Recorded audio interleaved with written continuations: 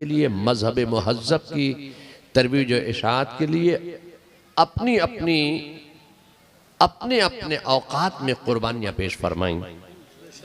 तो मैं भी अपनी कौम के लिए अपनी कुर्बानी दे सकता हूँ, मगर अपनी तकरीर में डिमठी में कुर्बान करने के लिए नहीं आया हूँ। मैं तकरीर शुरू करूँगा, जाहिर है कि आपके अंदर इत्मीनान अब नहीं है।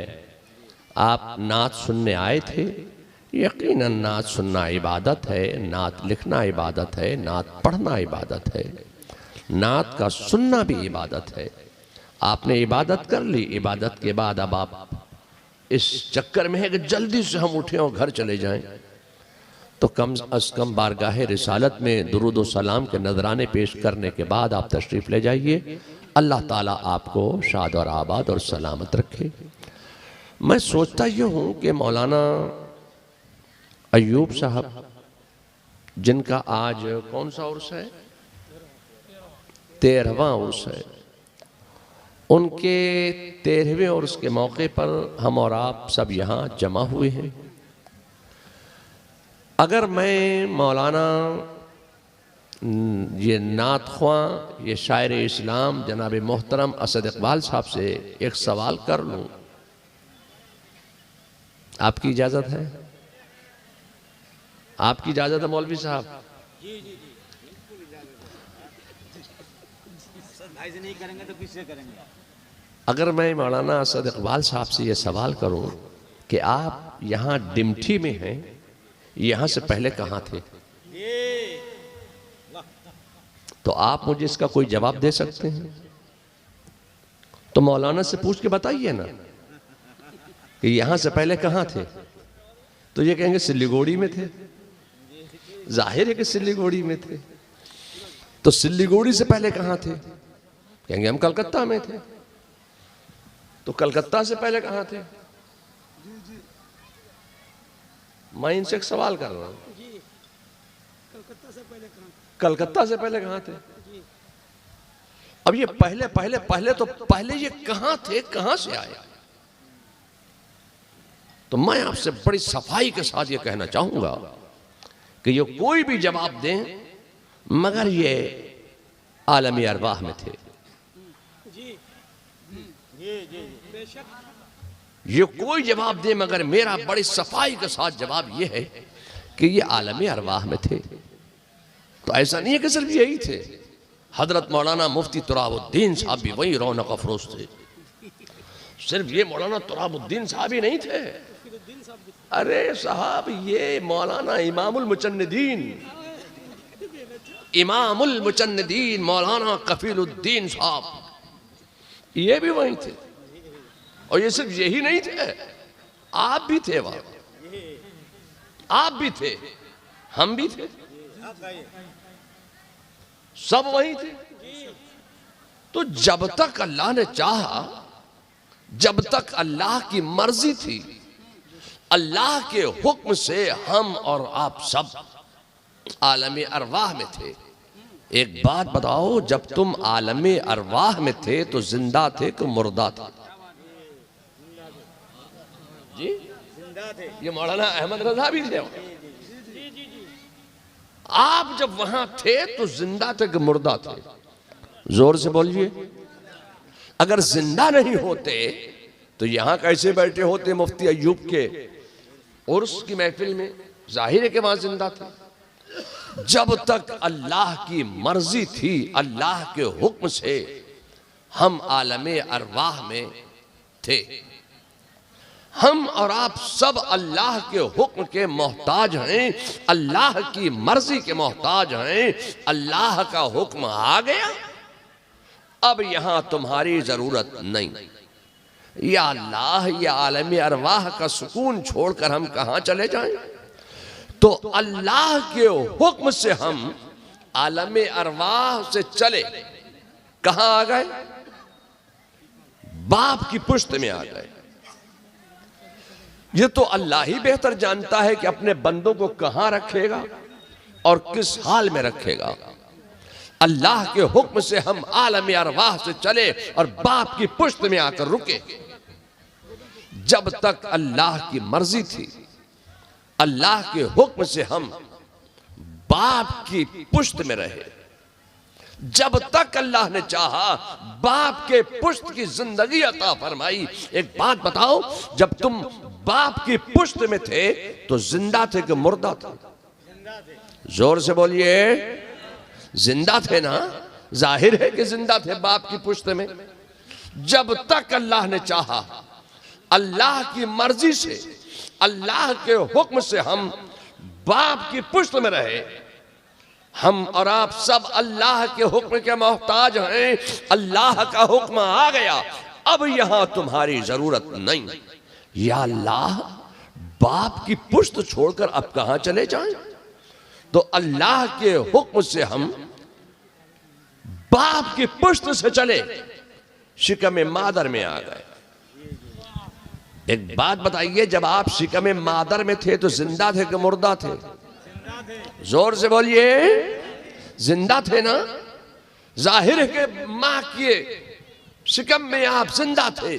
अगर जिंदा नहीं होते तो मुफ्ती अय्यूब के उर्स में कैसे आ जाते? एक बात बताओ, ये तो अल्लाह ने अपने बंदों से वादा किया है, रिज्क का वादा किया है। एक बात बताओ, जब तुम मां के पेट में थे तो भूखे रहते थे कि तुम्हें रिज्क मिलता था?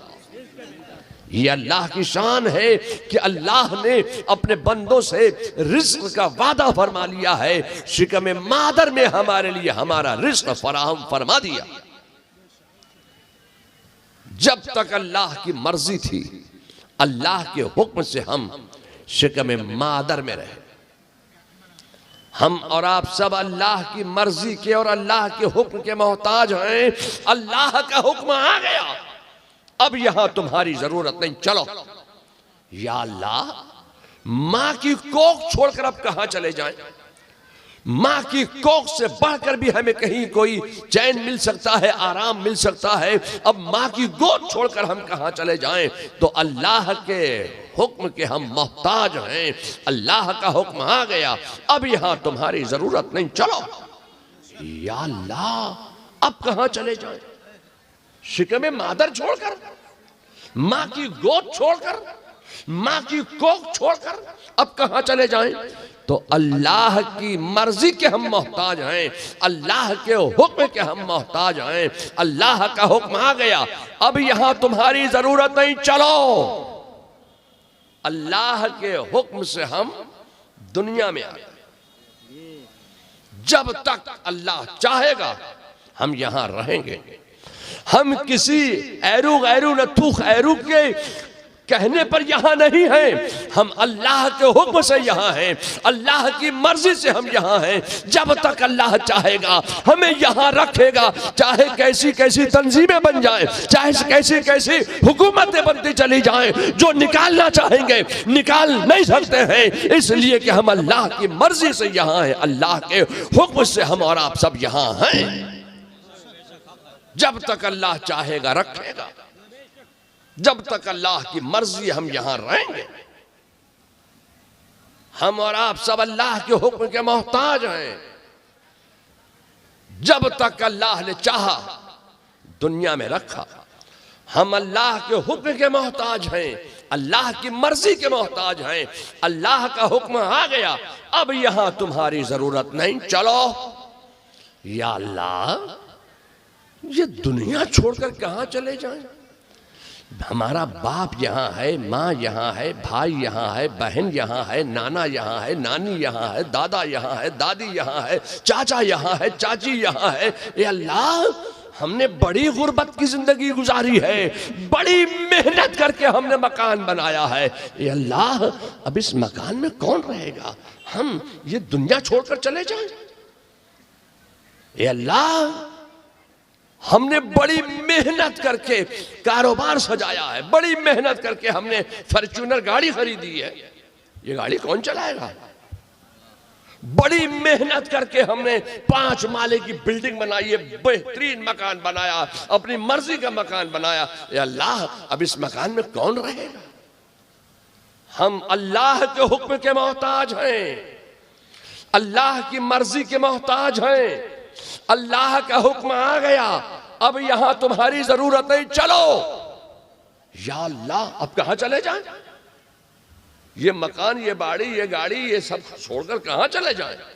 कहा ऊपर थे, नीचे चले जाओ। कहां चले जाए? क्या कब्र में चले जाओ? तो अल्लाह के हुक्म से हम कब्र में चले गए। एक बात बताओ, कब्र में सवाल होंगे कि नहीं होंगे? जोर से बोलिए। कौन सी जुबान में होंगे? बंगला में। आपकी कौन सी जुबान है? सुरजापुरी में होंगे। कौन सी जुबान में होंगे? जोर से बोलिए। सुरजापुरी में। बंगला में होंगे मौलाना तराउद्दीन साहब, इंग्लिश में होंगे, स्पेनिश में होंगे, जोलू में होंगे, अफ्रीकांस में होंगे। कौन सी जुबान में होंगे? या अल्लाह, हमने तो इंग्लिश पढ़ी है, बड़ी मेहनत से इंग्लिश पढ़ी है। हमने तो हिंदी पर जोर दिया। क्या खुदा को यह बात नहीं मालूम थी कि मेरे हर बंदे को अरबी नहीं आती है और कब्र में सवाल होंगे अरबी में? इन्होंने मेहनत की है इंग्लिश पे, हिंदी पे, उर्दू पे, अरबी पे मेहनत नहीं की। अरबी ये नहीं जानते। क्या खुदा को ये बात नहीं मालूम थी कि मेरे बंदों को अरबी नहीं आती? ये तो सुरजापुरी लोग हैं, ये तो डिमठी के लोग हैं, ये तो उत्तर दिनाजपुर के लोग हैं। इनकी उस जुबान में सवाल होना चाहिए था कि जो जुबान इनकी मादरी जुबान है, सुरजापुरी में। बोलो भाई, अरबी आपको आती है? क्या खुदा को यह बात नहीं मालूम थी? मैं आपसे कहना चाहता हूं, एक अल्लाह के हुक्म का यह कमाल है कि चलो, बस ऊपर से नीचे गए, नबी की बोली सीख गए, नबी की बोली आ गई। वो बोली बोलने लगे जो मेरे मुस्तफा की बोली है, जो मेरे रसूल की बोली है। अरबी आ गई। अब एक बात बताओ, ये मौलाना मुफ्ती अयूब साहब को डिमठी में दफन किया गया, उनके घर के करीब में, उनकी अपनी जमीन में, कब्रिस्तान में भी दफन नहीं किया जी। अब एक बात मैं आपसे पूछना चाहता हूं कि आपको हमें दफन किया गया डिमठी के कब्रिस्तान में, क्या हमेशा यहीं पड़े रहोगे? हमेशा हमेशा यहीं पड़े रहोगे? उनसे भी पूछना, क्या वो यहीं पड़े रहेंगे? अल्लाह के हुक्म के हम मोहताज हैं, अल्लाह की मर्जी के हम मोहताज हैं। अल्लाह का हुक्म आ गया, चलो, अब यहां तुम्हारी जरूरत नहीं। या अल्लाह, हमारी फॉर्च्यूनर गाड़ी कौन चला रहा है? BMW हमने 2 करोड़ की खरीदी, वो BMW में कौन सफर कर रहा है, कौन चला रहा है? हमने इतनी बड़ी फैक्ट्री बनाई, उस फैक्ट्री में को कौन चला रहा है, नहीं चला रहा? हमारी दुकान, हमारा मकान में कौन रहता है, नहीं, हमें कोई मतलब नहीं। हम बड़े सुकून की नींद यहां सो रहे हैं। ए अल्लाह, अब कब्र की चैन की नींद छोड़कर अब हम कहां चले जाएं? अल्लाह के हुक्म के हम मोहताज हैं। अल्लाह का हुक्म आ गया, चलो मैदान महशर में जमा हो जाओ। डिमठी से मैदान महशर का रास्ता किधर होके गया है आपने देखा? मौलाना मुफ्ती तराउद्दीन साहब बहुत बड़े आलिम हैं, शायद इन्होंने देख लिया, आपने देखा है? जनाब मोहतरम असद इकबाल साहब, आपने देखा है कलकत्ता से किधर होकर जाएगा रास्ता मैदान महशर को? आपने देखा? मुफ्ती तराउद्दीन साहब तो बहुत बड़े आलिम हैं, शायद इन्होंने देख लिया, बता नहीं रहे हैं। अच्छा, ये मसला है। तो आपने डिमठी से मैदान महशर का रास्ता देखा? ये किशनगंज होके जाएगा कि सिल्लीगुड़ी होके जाएगा कि पटना होके जाएगा कि भागलपुर होके जाएगा कि बांग्लादेश होके जाएगा कि पाकिस्तान होके जाएगा, ईरान होके जाएगा, तुरान होके जाएगा? ये मैदान महशर का रास्ता है किधर को? आपने देखा? हमने तो नहीं देखा। एक अल्लाह का हुक्म का कमाल ये है, मैदान महशर में जमा हो जाओ। डिमठी के कब्रिस्तान से मिट्टी झाड़ते उठे, अरे ये कहां आ गया? या अल्लाह ये कहाँ आ गए। घूम घूम के देखा, मैदान महशर में जाना है। मुफ्ती तुराबुद्दीन के गांव में दफन हुए थे। मुफ्ती तुराबुद्दीन को ढूंढो किधर है, हो तो मिलेंगे ना। वहां मुफ्ती साहब भी नहीं मिलेंगे, शायर साहब भी नहीं मिलेंगे, आलिम साहब भी नहीं मिलेंगे, तालिब इल्म साहब भी नहीं मिलेंगे। अब वहां कोई नहीं मिलेगा, रास्ता किससे पूछोगे। मैं आपसे कहना चाहता हूं, रास्ता नहीं देखा है, मगर एक मेरे रब का कमाल यह है कि मैदान महशर में जमा हो जाओ। डिमठी के कब्रिस्तान में जमा किया, डिमठी कब्रिस्तान में दफन किया था। रास्ता भी जान गए, मंजिल भी पहचान गए। मैदान महशर में पहुंच गए, जमा हो गए। क्या हमेशा हमेशा मैदान महशर में खड़े रहोगे? हमेशा हमेशा तो वहां भी खड़े नहीं रहना है। वहां भी हम अल्लाह के हुक्म के मोहताज हैं, अल्लाह की मर्जी के हम मोहताज हैं। अब अल्लाह के हुक्म के हम मोहताज हैं। अगर नामा अमाल सीधे हाथ में आ गया तब तो खैरियत है, और अगर नामा अमाल उल्टे हाथ में आ गया तो खैरियत नहीं है। अब अगर कोई अल्लाह तबारक तआला अब अगर किसी को बगैर हिसाब और किताब के जहन्नम में डाल दे तो वहां स्ट्राइक करेगा। बाजार बंद करो, इनकलाब जिंदाबाद, इनकलाब जिंदाबाद। हमने नमाजें पढ़ी, हमारी नमाजें नहीं देखी, जहन्नम का हुक्म दे दिया। हमने 3 दिन का चिल्ला काटा, 6 दिन का चिल्ला काटा, 10 दिन का चिल्ला काटा, 20 दिन का चिल्ला हमने काटा, 40 दिन का चिल्ला हमने काटा, 6 महीने का चिल्ला हमने काटा, 3 महीने का चिल्ला हमने काटा, 1 साल का चिल्ला हमने काटा। हम सारी जिंदगी चिल्ला चिल्ला के चिल्ला चिल्ली करते रहे, हमारा चिल्ला नहीं देखा, जहन्नम का हुक्म दे दिया। अगर अल्लाह किसी को जहन्नम का हुक्म दे दे तो है कोई दम मारने की गुंजाइश?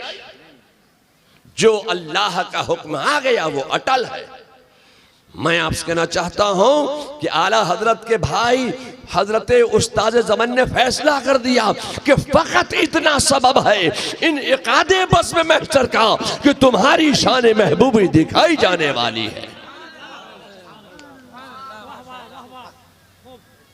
मैं आपसे कहना चाहता हूं कि अल्लाह तबारक तआला इरशाद फरमाता है कि अगर राई के दाने के बराबर भी अगर ईमान सलामत लेकर आएगा तो मैं उसके तमाम गुनाह बख्श दूंगा।